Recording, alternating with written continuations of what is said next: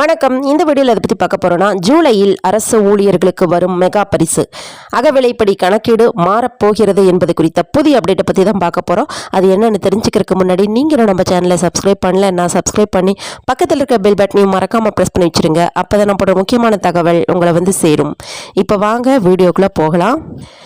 7வது சம்பள commission DA உயர்வானது 50% இருக்கும் என்றும் தொழிலாளர் பணியக வட்டாரங்களின்படி கணக்கீடு மாறுவது உறுதி என்பது குறித்த தகவல் வெளியாகியுள்ளது. மத்திய அரசு ஊழியர்களுக்கு மகிழ்ச்சியான செய்தி. ஜூலை 2024 முதல் அவர்களது அகவிலைப்படியின் கணக்கீடு மாறும். மத்திய அரசு ஊழியர்களுக்கு தற்போது 50% அகவிலைப்படி வழங்கப்படுகிறது. இது ஜனவரி 2024 முதல் அமலுக்கு வரும். அடுத்த அகவிலைப்படி உயர்வு ஜூலை 2024 முதல் அமலுக்கு வரும். இருப்பினும் ஒப்புதல் பெறுவதற்குள் செப்டம்பரில் இருக்கலாம்.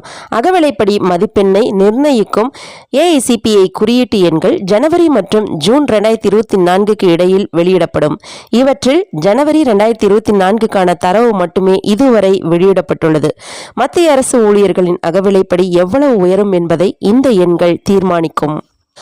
அகவிலைப்படி 50% இருந்தால் 0 இருக்கும் அகவிலைப்படியின் கணக்கீடு மாறும்.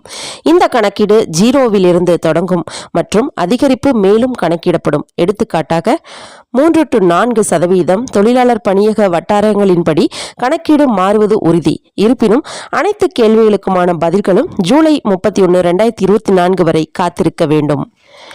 7வது ஊதிய குழுவின்படி மத்திய அரசு ஊழியர்களுக்கான அகவிலைப்படி ஏஐசிபிஐ குறியீடு, அதாவது சிபிஐ IW மூலம் தீர்மானிக்கப்படுகிறது. தொழிலாளர் பணியகம் ஒவ்வொரு மாதமும் கடைசி வேலை நாளில் வெளியிடுகிறது.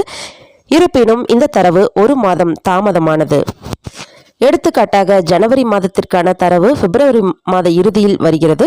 அகவிலைப்படி எவ்வளவு அதிகரிக்கும் என்பதை குறியீட்டு எண்கள் தீர்மானிக்கின்றன. அகவிலைப்படியை நிர்ணயம் செய்வதற்கான சூத்திரம் கொடுக்கப்பட்டுள்ளது. மத்திய அரசு ஊழியர்களுக்கு சூத்திரம்: அகில இந்திய நுகர்வோர் விலை குறியீட்டின் ஏஐசிபிஐ கடந்த 12 மாதங்களின் சராசரி மைனஸ் 115.76 டிவைடட் பை 115.76 பெருக்கல் 100 ஆகும். இதில் பணியகம் பல பொருட்களின் தரவுகளை சேகரிக்கிறது. இதன் அடிப்படையில் குறியீட்டு எண் தீர்மானிக்கப்படுகிறது. தொழில்துறை தொழிலாளர்களுக்கான சிபிஐ கணக்கீட்டிற்கு ஒவ்வொரு மாதமும் கடைசி வேலை நாளில் ஏஐசிபிஐ எண் வெளியிடப்படும். இதற்கான நிகழ்வு காலண்டர் ஏற்கனவே வெளியிடப்பட்டுள்ளது. இதன்படி ஜனவரி மாதத்திற்கான சிபிஐ எண் பிப்ரவரி 29 அன்று வெளியிடப்பட்டது. பிப்ரவரி மாதத்திற்கான சிபிஐ எண் மார்ச் 28 வெளியிடப்பட இருந்தது. ஆனால் அது வழங்கப்படவில்லை. அங்கேயே மார்ச் மாத எண்கள் கூட ஏப்ரல் 30 அன்று வெளியிடவில்லை. தொழிலாளர் பணியகத்தில் பிப்ரவரி மாதத்திற்கான எண்கள் இல்லை என கூறப்படுகிறது. எனவே மேற்கொண்டு கணக்கீடுகள் செய்யப்படவில்லை.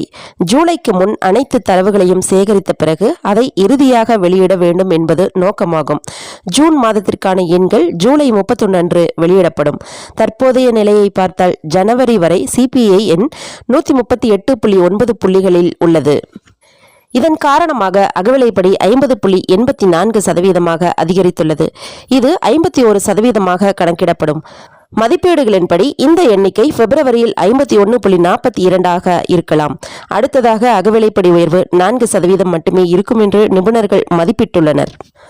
அகவிலைப்படி கணக்கீடு ஜூலை முதல் 0 முதல் தொடங்கினால் மத்திய அரசு ஊழியர்களின் சம்பளம் ரூபாய் 9,000 அதிகரிக்கும். இந்த உயர்வு குறைந்தபட்ச சம்பளத்தில் கணக்கிடப்படும்.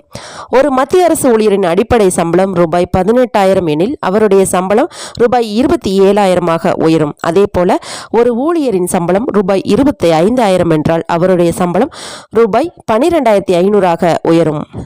மேலும் இது போன்ற முக்கிய தகவல்களுக்கு நீங்களும் நம்ம சேனலை சப்ஸ்கிரைப் பண்ணல, நான் சப்ஸ்கிரைப் பண்ணி பக்கத்தில் இருக்க பெல் பட்டனையும் மறக்காம ப்ரெஸ் பண்ணி வச்சிருங்க. அப்பதான் நான் போடுற முக்கியமான தகவல் உங்களை சேரும்.